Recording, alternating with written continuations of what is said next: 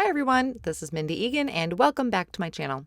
In today's video, I'm going to be creating a really fun and easy shaker card by doing some die cutting and ink blending in my background for this beautiful rainbow. The die that I'm going to be using today to create my shaker card is the So Kind die from Concord and Neenah. Now this will die cut out and it's going to measure about 4 by 5 1/4. So I'm lining it up over heavy cardstock and holding it in place with a low tack tape. Now when it die cuts out, there is going to be that very thin border along the edge. So when I was lining up the die, I made sure that that was even on both sides. I apologize for the horribly used die cutting plate here, but I wanted to show you that I am going to take off every single piece that die cut, even those little inside pieces, because I'm going to do a little bit of die cut inlay. So here's that panel that die cut out and I popped out all the letters, and this is how it's going to look on a piece of white cardstock that measures 4 1/4 by 5 1/2. I'm going to do some ink blending on a slick surface and I'm going to use the Media Grip Mat. I just trimmed it down to a small piece to hold my ink pads in place while I ink blend. I've had these for a while and I really wanted to give it a try. The colors I'm using today are Honeysuckle, Buttercup, and Aqua Sky from Concord and Neenah, and I'm going to use these 3 colors to complete my entire rainbow. I'm going to start with the Honeysuckle ink, blending that onto my white cardstock with the blending brush, and I'm going to go about 1/3 of the way onto the card. Now this is the Concord and Neenah white cardstock. If you haven't tried this yet for ink blending, I highly recommend it. It is so super smooth and just great for ink blending. I flipped my cardstock, cleaned my work surface, and now I'm blending on Aqua Sky and going about 1/3 of the way up. I'm going to need some of each of these ink colors to make the additional colors. So here I have that Buttercup going right in the middle, blending into the Honeysuckle to create that orange, and then blending into the Aqua Sky to create that green. Now the reason I started with Aqua Sky on that end was when I was practicing this color combination before, I kept running out of blue, and I still am running out of a little bit of blue here. Now here's where I'm finishing my rainbow. Since Concord and Neenah doesn't have a light purple, I am bringing that Honeysuckle back in and adding it to the blue to create kind of that dusty purple. So even though I tried to change up the order in which I was ink blending my colors, I still kind of got a little skimpy on the blue, but this is all going to work out no matter what. Now I'm trimming this panel down to be about 4 by 5 1/4, and it's actually just a smidgen smaller than that. This is going to go behind our panel that we die cut out. Now to do the shaker card, we need to kind of fill in those letters or cover and protect those letters. So I have a piece of acetate that I'm trimming to that size as well. I need to adhere that acetate to my die cut panel, and these are really thin areas around the edge of that panel. So I am using some thin, this is actually red line tape, but any type of double-sided tape would work. And then I'm going to bring in some liquid glue and add dots of that to the inside pieces.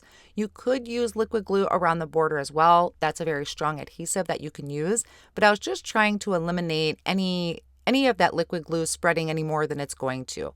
So I'm adding those little dots of glue, and then I'm going to take my finger and kind of dab up any areas that seem to be in excess of that glue. Now I'm just carefully removing the backer of that red line tape, and I'm going to add my acetate on top. So when I push down, it is going to kind of squish out that liquid glue a little bit. I'm going to flip it over and just kind of try and wipe that away with the edge of my fingernail. Once we have that blended background back there and the shaker bit elements, we won't really notice anything excess on that acetate. Now here is why I saved all those little pieces. This is about the only time I do die cut inlay, and that is when I need to add those little bits to like the R or D's and things like that. So I placed the R back in there. I put a little dab of liquid glue on the back of that little piece up there, and I kind of held it down with my fingernail, and then I bent my cardstock up just a little bit so I could pry that R back out of there. So I'll repeat those steps for all the rest of the letters. I really like doing this. Some people you could leave it open, but I think it helps read the message a little bit better on the front of the card. So you could leave it open if that is your choice. And a bonus is because we die cut all of these letters out, we could use those to create another card. I'm not going to use those today, but that's definitely an option where we could get 2 for 1 out of this. Now that I have all those inside pieces attached in there, I'm going to just show you here what this is looking like. You could add this right to that blended background, but I thought it'd be really fun to do the shaker card. So I have some really thin foam strips here that I'm going to add to the very edge of that border. These actually fit just absolutely perfect.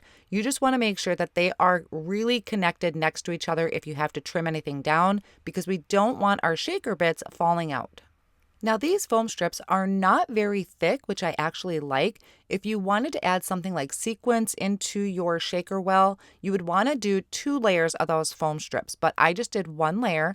And I have some of these stars. I really don't know where they came from, maybe a card kit, but I love using them in shaker cards. So I added that to my shaker well, the inside of that, and now I'm removing the backing of all those foam strips. Then I can take my blended background, make sure it's lined up the way I want it to be, and I can add that over the top of my shaker portion. So I'm going to make sure to go around all of those edges, line it up as best as I can, and push down. If you do have any extra cardstock or acetate hanging off of the side, you can just trim that off with some scissors before you add this to a card base. So here I'm just shaking it. I love those stars in the background and that beautiful rainbow blend. And now I trimmed off any excess I had hanging off. I can add this to the front of my A2 size card base that I have here. I'm just adding some tape behind my shaker panel, lining that up over the front of my card to make sure the edges are perfectly lined up. And here I have this beautiful shaker card that says, "You are so kind." I really love how this came out. I love how beautifully these inks blended together, and I only used 3 colors of ink to create this beautiful rainbow gorgeousness. I will have all of my supplies listed down below in the video description and over on my blog as well. Thank you so much for joining me today. Here are a few other videos I think you might enjoy.